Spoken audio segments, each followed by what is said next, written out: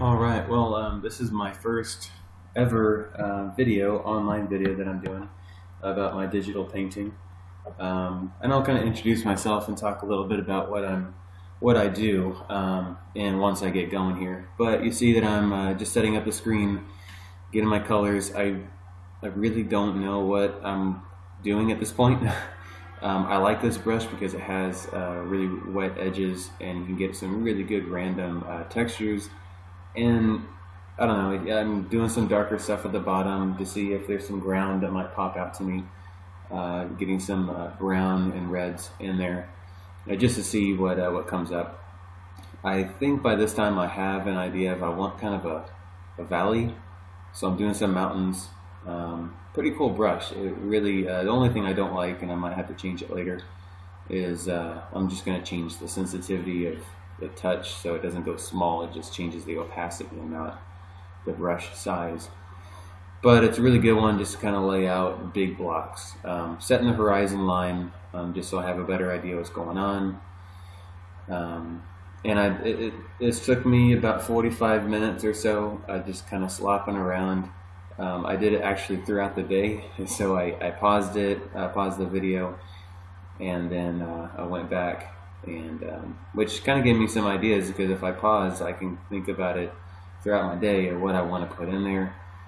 So I'm working on the artwork when I'm not actually working on artwork, which is a big part of what I do. I start a piece and I just kind of think about it throughout the day, or I wake up and I have an idea in my head from a dream that I might have had, so that kind of gives me some imagery and some colors to work with. So I'm just kind of blocking in. I wanted a valley, like I said, so I'm blocking in some mountains in the background. I'm not going full block color because I want those that mixture of the blue and browns in there to kind of show some depth in the field. I'm kind of playing around with brushes, and I'm really new at this, guys. A little bit about my background. I'm pen and ink artist. I'm trying to do some mountain ridges like I've done in the past, and it didn't seem right, so I'm gonna take that away. But I don't know. I've been drawing ever since I was little. I always say I've been drawing since I could eat crayons. Yeah, making sure I'm recording. Using this free program, and it sucks, but it works. It works okay. If you guys have any suggestions, please help me out. But I've been drawing for a long time. Art has been in my family on both ends. My dad's side is more the building architect side, and then on my mother's side is more painting and realism and just sketching and stuff like that. So we have it from both ends. Throughout the years, I would sneak my older brother's comic books, and I would just trace a little bit of how they draw superheroes and the muscles and the body and anatomy and things like that. Really interested me early on, so I thought it was pretty cool. So I traced it, and then I started learning how to do it on my own. So that was pretty fun. Here I'm finding just a good sketch, because you see that layer that I made. I'm just sketching out some general ideas. Looks like I wanted a mountain on the sides. I'm in the valley, and I want one big rock in the middle. I don't think at this time I had an idea what I wanted to do, but later, I think as it starts to build on its own, I wanted to do a castle. So I'm just building some random blocks, some in the background, foreground blocks, and then I'll kind of do a little path down the middle, and then later on I'll put some trees on that path. So I'm just kind of blocking in some spots. And that's my method. I know a lot of other artists that I've watched with their speed paints. They had different methods. Here comes the castle. And also I'm new at perspective lines. It's really difficult for me to set those up. I just haven't found an easy way of doing it. So here I'm just guessing off of the horizon line. I do one at a 3-point perspective, so I'm kind of flaring out the top perspective going up and out to the side to kind of give some, I don't know, kind of gives a good 3D feel, so you kind of see it slanting off to the left. And I like thin towers. I like castles a lot. I like really high and kind of impossible to build castles, and I guess that's the point of doing this concept art, is pushing the boundaries of physics and just human advancement on archaeology. What am I trying to say? Building, just kind of pushing the boundaries of what we can do. So I really, architecture is what I meant. Oh my gosh, I'm really ADD today. So I'm just also going in a little more texture, a little more detail. This is kind of my pen and ink side of what I've done in the past. So I'm just going over, there's that path right there. My pen and ink, in high school I think that really developed. Actually, I made most of my lunch money through high school. By doing portraits, Dragon Ball Z style friend portraits. They would give me an idea of what kind of Z fighter they want to be, and I just draw them, and they give me, you know, $2, and that's enough to get a hamburger or so. So that helped me out. That's probably where I got the most practice. But I really started getting into this probably once I graduated from high school. I moved up to Oklahoma to help some friends build a house, so I got my construction fix there. Yeah, that's cool. I'm just kind of eyeballing to see where I want to go, and now I'm probably going to start going, separating some of the layers. And also one of the things I do with my sketching is I want usually my main environment, my natural environment, to be one layer, and then my unnatural environment, my human environment, human influenced areas, to be on a separate sketch layer, so that if I don't like the buildings I'm making, I can just take that away, but I still have my sketch there of the natural environment. So I'm just kind of going background, midground, and foreground. But later on I don't really use those. This ends up being just a speed paint real quick. I use a lasso tool a lot to separate layers. But I don't think it really uses. So this is where start adding color, and I had the hardest time with colors, and I still do, so please forgive me. But I'm learning slowly, and you see me do a lot of experimenting. I use the back button a lot, the back tool, Control Z, I use that a lot. Here I'm just kind of going in the background. So some of the things I have learned from watching videos is, and just thinking about it from intuition, how things look in the real world, is objects further away are more gray. So all the colors in the background starts to converge more to a gray color. And the environment I'm using is kind of a turquoise blue. Further objects away are turquoise, gray, and then the closer they become, you get to see more of the ground color, which is that brown. So it's kind of a dead, rocky valley with some crazy sky going on in the background. I could have gone a little bit more depth, but again, this was a speed paint, so I wasn't really focusing too much on that. Also, a really cool thing about digital painting is what I just did there, is you can slop in a big block of color and then erase it.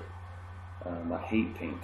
I hate painting. And I guess I should say I hate real life painting, only because I haven't been trained on how to use it. So my pen and ink side, I don't know, I just feel like it's not enough control. But then paint artists will say, well, I have all the control in the world. So I'm just not trained on it, so that's why I don't like it. So I just started blocking in. So I'm going to go a little bit further forward and over here. Yeah, so I just made that layer opacity a little lighter. I'm starting to detail a little bit more of those rocks. That's good. I don't really have a source of light. I think by now, at this time, my source of light might be just kind of on top and behind a little bit. But I think later I make the source of light on the top right front. So more of the buildings and the rocks are highlighted. If you always make the source behind, you don't really get to see the facing front side of the structures, unless that's the environment you're going for more mysterious. But you know, something architecture. Trying to figure out what I did there. I think, yeah, pixel lock. I think some structures you probably would be best to do the colors in front. So imagine a lamp kind of next to you, facing the object you're looking at, so it's going to cast the lighter colors and the accent colors on the front face. So I'm just kind of blocking those in. I zoom in, not yet. I'm just, again, going sloppy and big. There you go, coloring in the castle layer. And somewhere over here I build a bridge. I like bridges too. They're very unnatural, not realistic. Obviously this is a big castle, big structure, and obviously you couldn't hold such a big heavy rock arch like that. I like those natural rock arches in the desert. They look really cool that they're worn down by the wind and they're real soft around the edges. Pretty cool. And I just like the idea of connection. I like the idea of connecting two big networks, two big cities. That inspires me a lot. And also on the bridge, I like to build structures and towers on the bridge. So a bridge isn't just a way to get to another place, but for me it's I enjoy the travel. I enjoy the setup for traveling. That's probably how it translates in my life, is I like the journey probably more actually than the destination, because once you find you're at the destination, well then you're already thinking about what's next. So the journey is always really fun. So I like bridges, I like structures on bridges, and that's kind of what inspired me to do that. So I just grabbed an accent color from the background and just seeing what size is right. And I'm probably going to color the facing sides of what I just did. So let's fast forward just a little bit. That's starting to look good. So I did some darker colors in the back. There you go. Highlighted some darker colors. I'm trying to put some trees. I had a hard time, and I always have a hard time selecting what color I should select the trees. You want it slightly darker than the ground, obviously, so that they show up. But then you don't want it too much of a different hue, because then they just stick out. Like what I'm doing here in the green. I think I stuck with it, but it just wasn't right. I started messing around with saturation. It just didn't look right. It looked too gray. So I ultimately went back down to the brown. Those trees look good. Bring in cloud. There it is right there. I'm changing the hue and saturation count, and I take away the sky. I play around with it. I have a hard time. Still learning how to do clouds. I make it definitely a lot darker. And then I finally zoom in. Now that I'm zoomed in, I start really mixing the colors. I try to keep telling myself to slop it around, because I get fixated on the details a little too much. So you can see I'm trying to get that 3D look.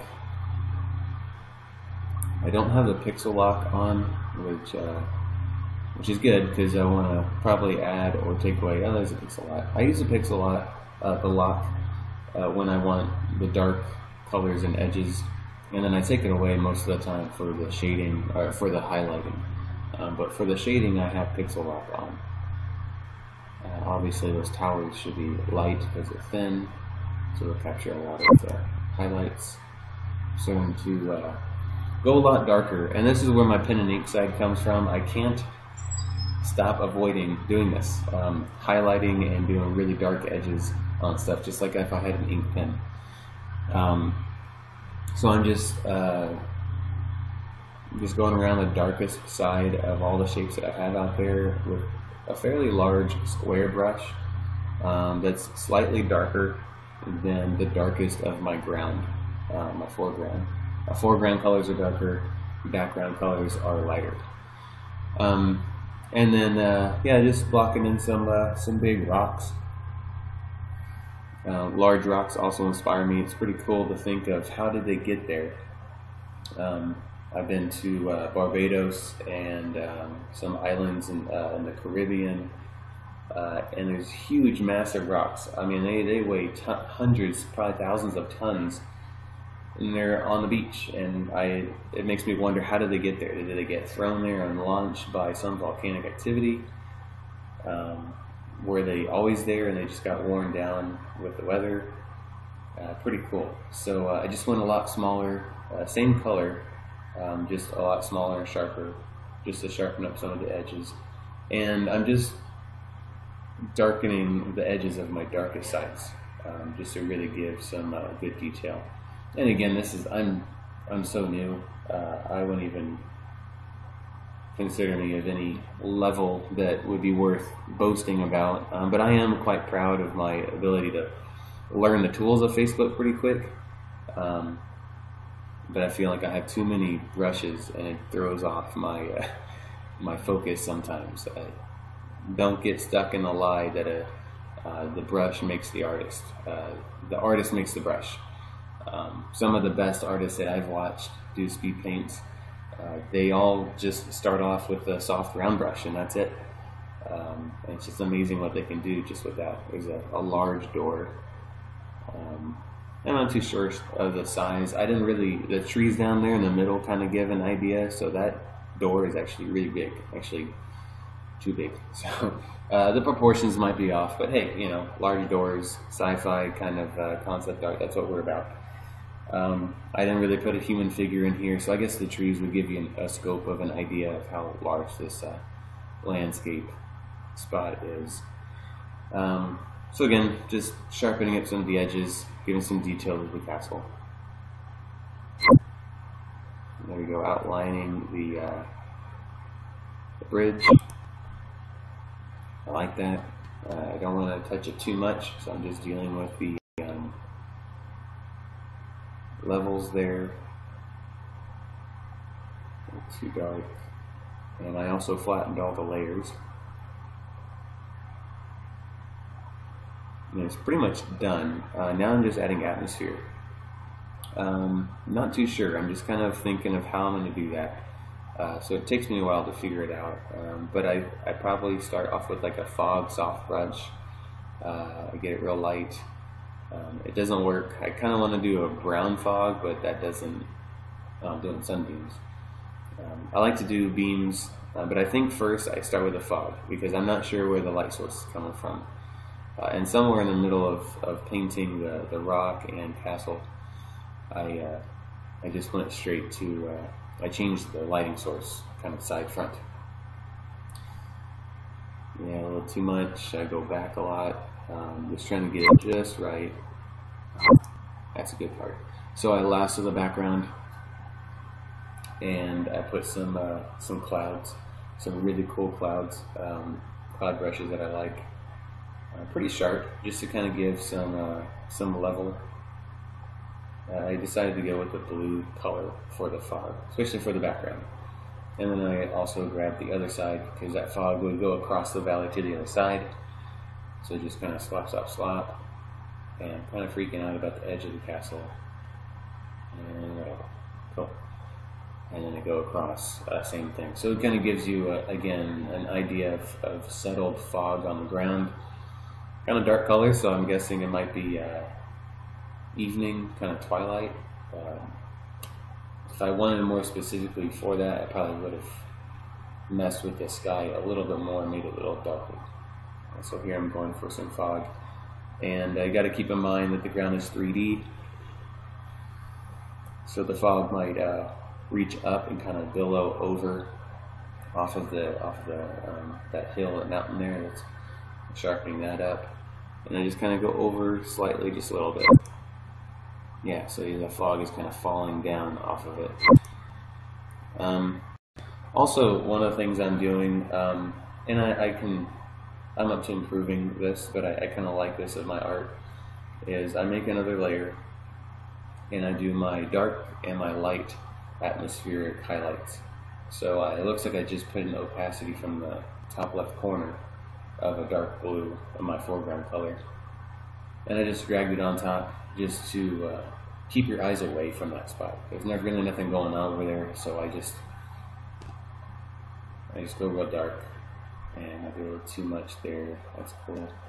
And then I delete, or I erase some of that dark highlight from the castle face. Yeah. And then I do the opposite. I go lighter, so I'm going to be doing that in a little bit. I'm trying to figure out some sunbeams. I'm not too familiar with the layering, how that works, and the types of layers. Sometimes my mouse gets stuck in it, or my stylus pen gets stuck and it does 100% contact pressure. So also what I'm trying to do is I'm trying to highlight just a really cool part of the castle that I like. So that part that I'm highlighting, I really like that spot leading up to that door. Kind of highlight the face. I kind of get a little too crazy here. But I like using the brush instead of the pen, because the brush you can get different different lines and different sizes and brightnesses, and I kind of like that. So I'm just pulling from the front left corner, front right corner. There you go. I'm starting to mess with the levels of the atmospheric highlights and darks, and here I'm just messing around with the colors just to see. And I'm not a color person at all, so I just go back and forth and see what what my subconscious likes, what's more pleasing to the eye with the colors. So I just go with midtones, highlights, shadows. I don't know what those mean, but I just randomly select one and I just play around with the colors and see what looks best. I really like how this turned out. I think because I was filming it, I went real sloppy on purpose, and the sloppier sometimes the better. And because I am a beginner, I'm learning the hard way, learning more of what not to do on every piece. That's cool. So I'm going to merge that in just a second. I'm thinking about saving it, just finding more time to talk. That's pretty cool. It's neat to see myself work. So panning across, that's good. Well, thank you guys so much for watching, and I appreciate all the comments and feedback.